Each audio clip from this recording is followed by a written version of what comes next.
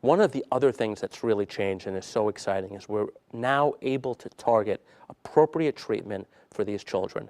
In the past, we would use bracing on almost any child who had a curve greater than 25 degrees, although we knew that some kids were at very high risk and some kids were at low risk for progression.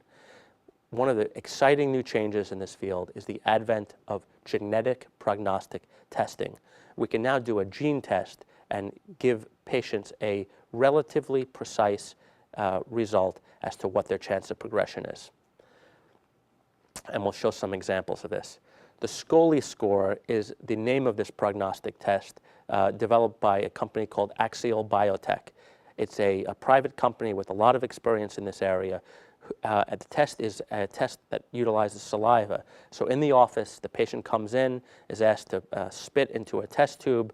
The test tube, the results and the DNA get sent to Utah, and they come back and a report is generated. And this is an example of the report showing all the different genes that are known to be bad players with regard to progression of scoliosis.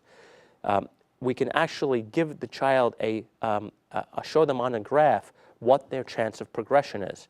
So a child may come in and have a 5% chance of progression if their gene test comes in on the left side of this graph, or they may have a 95% chance of progression if their gene test comes in on the right side of this graph.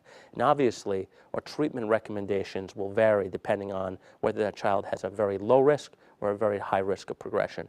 For the first time, we're able to target treatment specifically based on that child's DNA and based on their prognostic risk of progression, and which is really exciting.